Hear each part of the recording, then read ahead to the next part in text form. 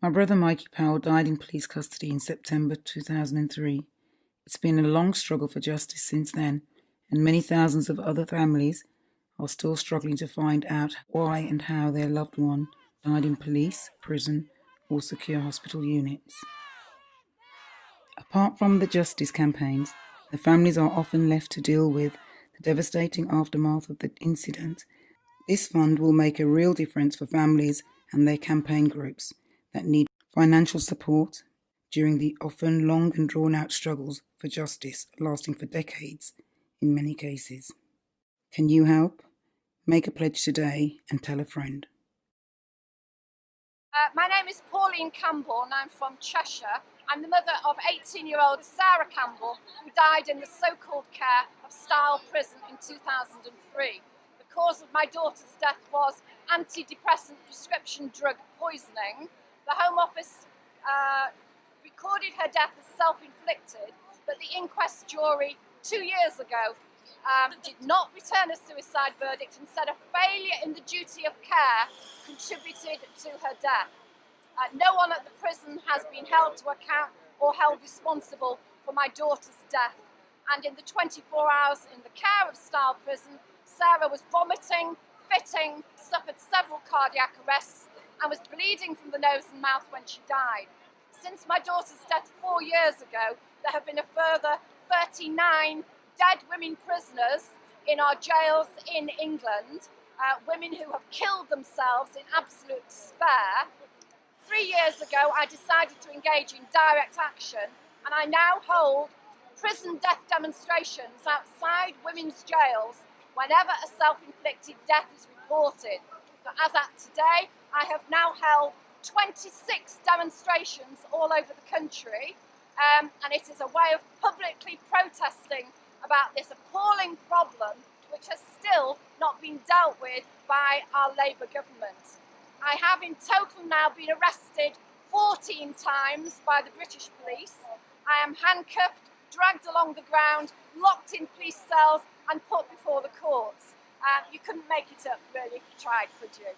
Culminating in, for the first time in my life, I stood criminal trial last month in Gloucestershire. My crime was protesting against the death of a mother of 5 children who died in the so-called care of Eastwood Park Prison on the 5th of January this year. Caroline Powell, incidentally, was on remand when she died, which means she was legally innocent. She hadn't even had the chance to stand trial. The response of the criminal justice system was cruel and vindictive, and they made me stand a criminal trial for protesting against Caroline Powell's death. I'm pleased to say the judge threw the case out of court and I was acquitted. I had been denied legal aid, which in itself is an affront to the principle of access to justice.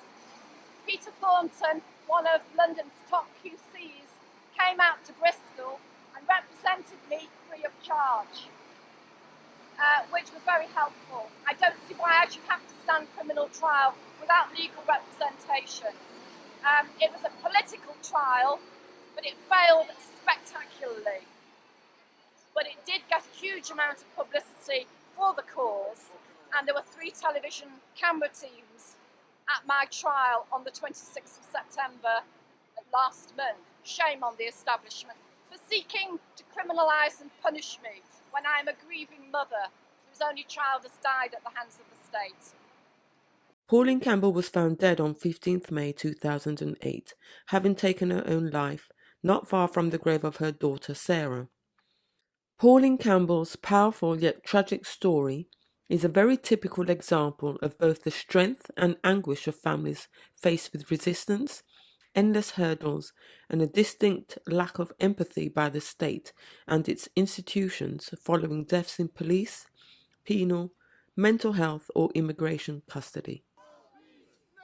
She was one of many bereaved parents and families who turned their own personal loss and pain into sustained lobbying and protest against injustice and state neglect. My brother Sean Rigg died in police custody in August 2008. The impact on our family has been devastating, and there are many thousands like us who need your support. It's time to step forward to keep up the work that Pauline and many other families have taken. With your support, we can move closer to justice. Can you help? Make a pledge today and tell a friend.